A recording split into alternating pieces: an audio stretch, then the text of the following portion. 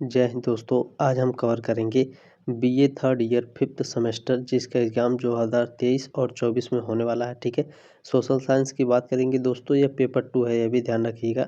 ये पेपर 2 है। Paper first का जो मैंने क्लास कराया है दोस्तों, उसके वीडियो का लिंक भी मैं डिस्क्रिप्शन में दे दूँगा। आप इस क्लास को देखने के बाद इसे आराम से देख सकते हैं। ठीक है दोस्तों, सोशल साइंस की बात करेंगे। सोशल साइंस में दोस्तों जो आपका एडमिट कार्ड मिलेगा उस पर आपका पेपर का नाम लिखा होगा रिसर्च मेथोलॉजी इन सोशल साइंस। ठीक है, सामाजिक विज्ञान में अनुसंधान पद्धति। क्लास 1 है, यूनिट 1 है। ठीक है, ये पेपर दूसरे का दोस्तों क्लास 1 यूनिट 1 है। पेपर फर्स्ट का जो क्लास है वो भी मिल जाएगा आपको डिस्क्रिप्शन में। ठीक है दोस्तों, टेलीग्राम ग्रुप का लिंक ज़रूर ज्वाइन करिएगा, डिस्क्रिप्शन में दिया गया है। ठीक है दोस्तों, ध्यान से देखिएगा। इसमें 40 most important objective question answer हैं।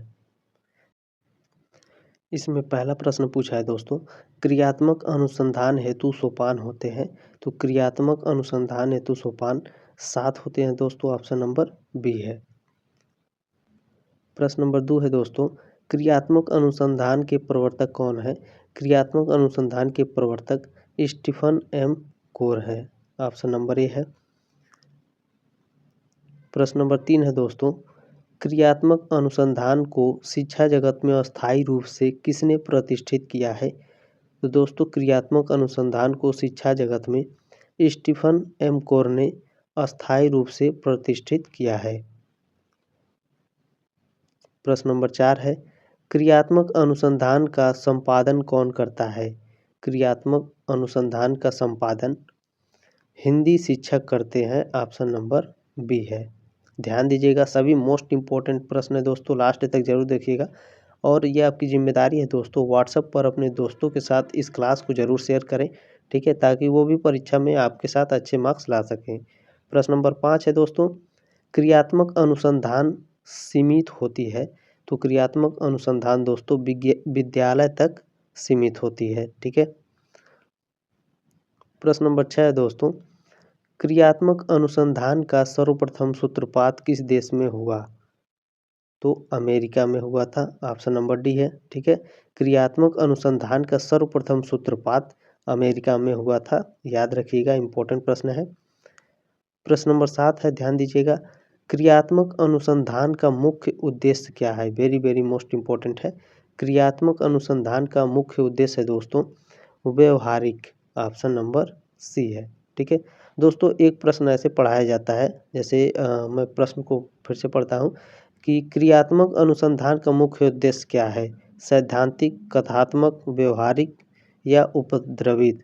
तो क्रियात्मक अनुसंधान का मुख्य उद्देश्य होता है व्यवहारिक। इस तरह से पढ़ाऊँ या फिर मैं डायरेक्ट आपको क्वेश्चन पढ़ाऊँ कि क्रियात्मक अनुसंधान का मुख्य उद्देश्य क्या है। तो व्यवहारिक। ऑप्शन नंबर सी है। इस तरह से दोनों में डिफरेंस है दोस्तों। मैं इस तरह से इसलिए पढ़ाता हूँ ताकि आपका समय बचे, और उस तरह से पढ़ाऊँगा तो आपको अच्छे से याद होगा। दोनों में आपको कौन अच्छा लगा कमेंट करके कमेंट बताइएगा दोस्तों। कमेंट बॉक्स में कमेंट जरूर करिएगा।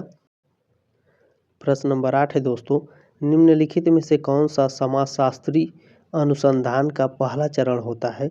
तो समाजशास्त्री अनुसंधान का पहला चरण होता है दोस्तों समस्या का चयन और निरूपण। ठीक है, ऑप्शन नंबर सी है। तो दोस्तों, समाजशास्त्री अनुसंधान का पहला चरण ये होता है समस्या का चयन और निरूपण।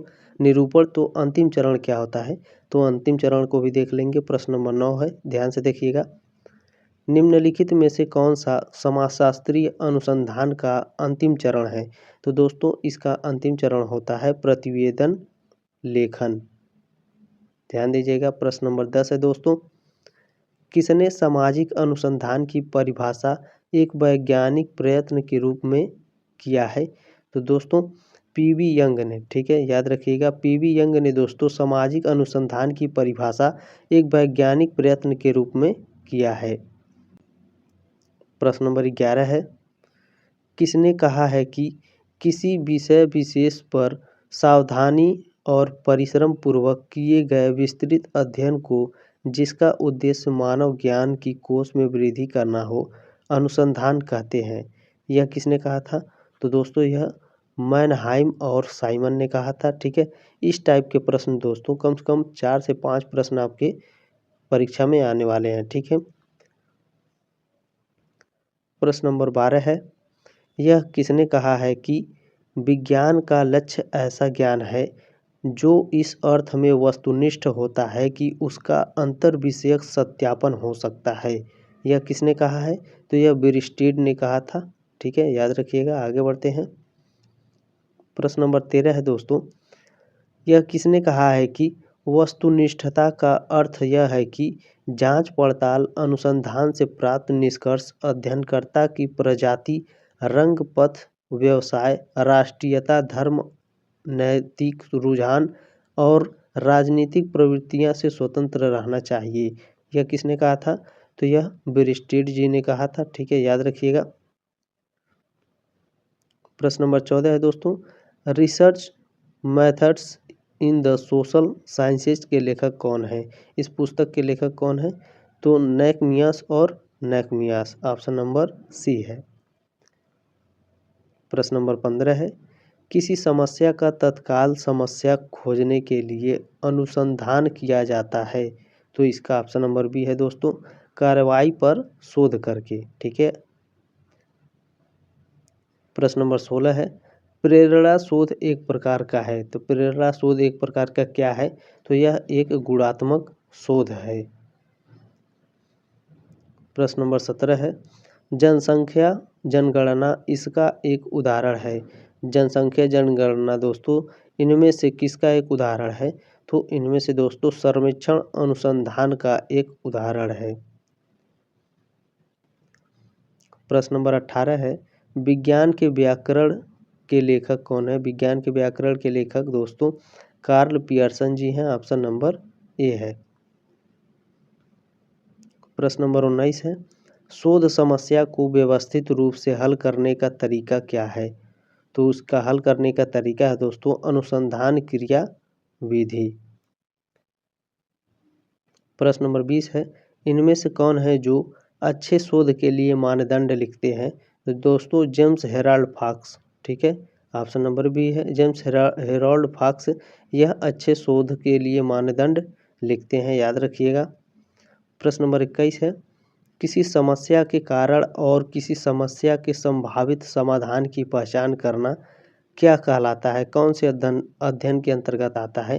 तो यह डायग्नोसिस का अध्ययन के अंतर्गत आता है। ठीक है, किसी समस्या के कारण और किसी समस्या के संभावित समाधान की पहचान करना डायग्नोसिस का अध्ययन कहलाता है। ठीक है। प्रश्न नंबर 25 है दोस्तों, कौन सा कानून सैंपल इन्वेस्टिगेशन से संबंधित है?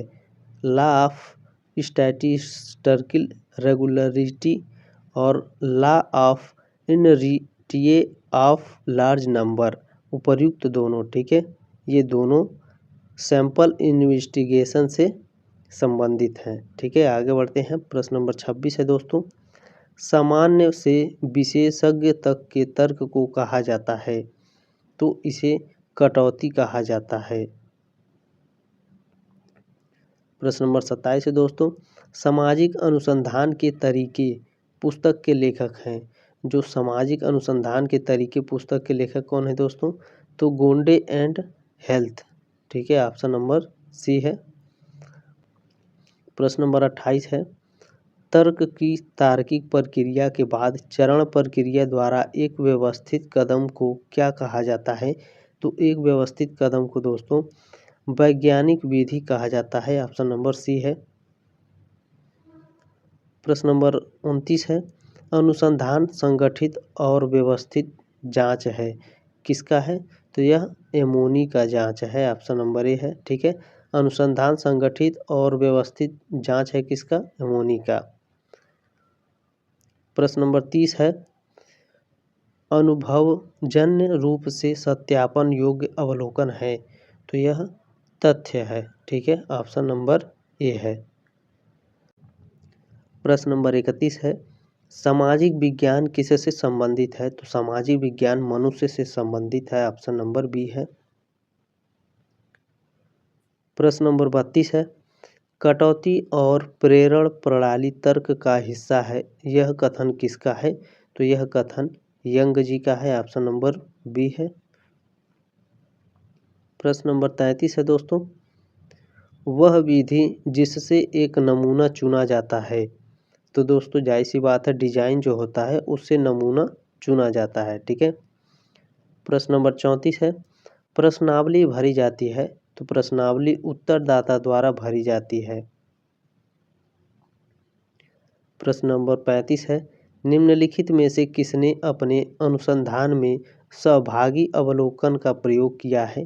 तो दोस्तों ऑप्शन नंबर सी है, गूडे एंड हार्ट ने। ठीक है, गूडे एंड हार्ट ने दोस्तों सहभागी अवलोकन का प्रयोग किया है। प्रश्न नंबर 36 है, जब किसी व्यक्ति के द्वारा किसी जनसंख्या के समूह की बजाय संपूर्ण जनसंख्या का अध्ययन किया जाता है तो इसे कहते हैं, तो उसे क्या कहा जाता है दोस्तों। तो उसे संगणना कहा जाता है।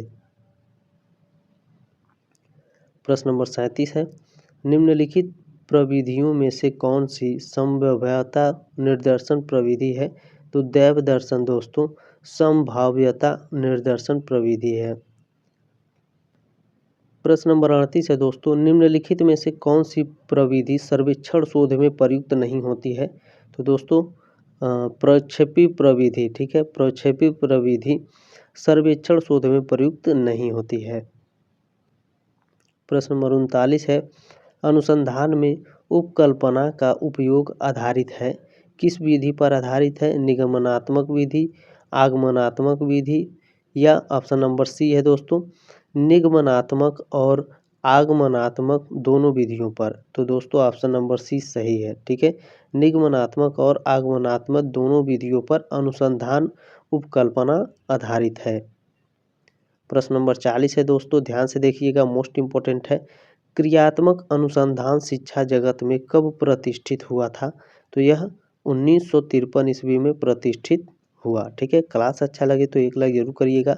छठे सेमेस्टर के लिए सब्सक्राइब जरूर करिएगा दोस्तों। मिलते हैं अगले क्लास में, तब तक ले जय हिंद, वंदे मातरम।